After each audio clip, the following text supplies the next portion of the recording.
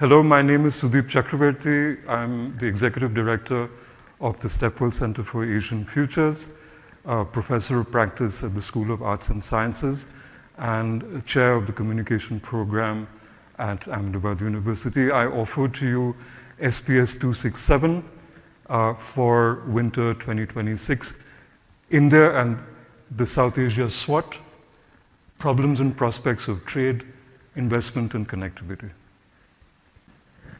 Let me tell you a little bit about the course, SPS 267, the South Asia SWOT, Problems and Prospects of Trade, Investment and Connectivity.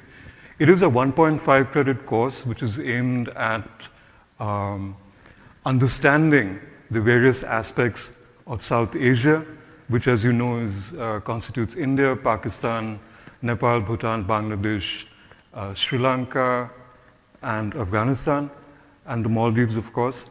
And what SPS 267 aims to do is to look at South Asia from an economic perspective, looking at trade connections, looking at connectivity, looking at cross-border investments, looking at the geo-economic potential of South Asia, so on and so forth. And this will give you an idea about what the course is really attempting to do.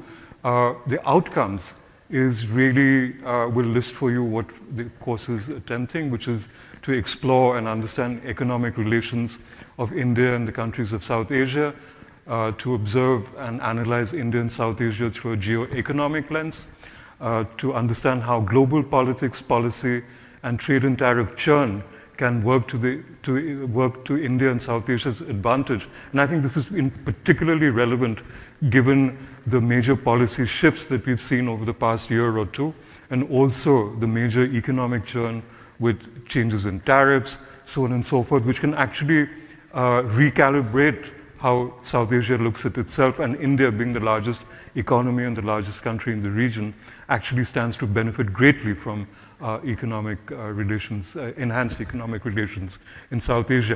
What we are bringing to the table, ladies and gentlemen, is also an extra, which is a case study approach to learn about the experience of Indian businesses which invest and operate in South Asia.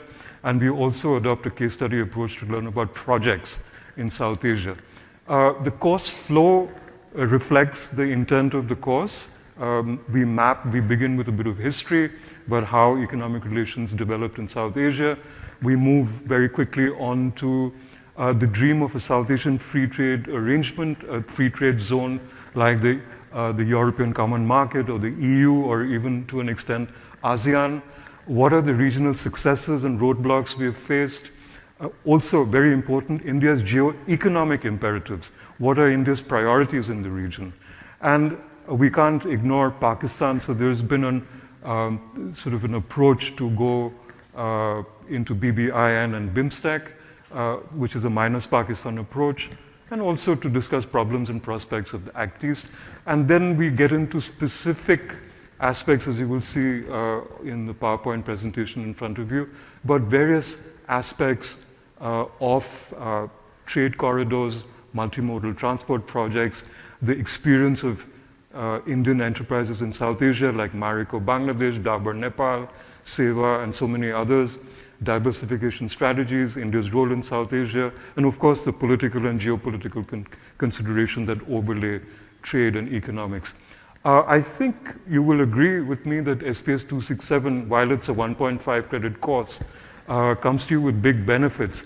One, of course, is that it doesn't have a prerequisite, so you can walk into the course from any discipline, any school whatsoever, quite like its sister course, SPS 266, which was open to everybody.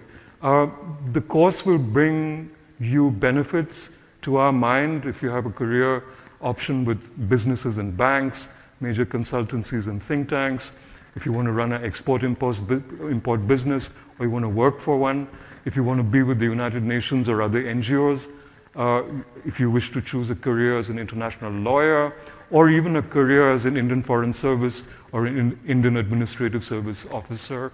And of course, if you want to continue your postgraduate studies in international trade, international relations, or if you wish to be a foreign policy expert in media, or you want to be a publisher and editor in the domain, or you want to grow as a communication specialist with local and global organizations, or if you just want to be a researcher. The options are immense, and the possibilities are great, and I welcome you to SPS 267 in winter 2026.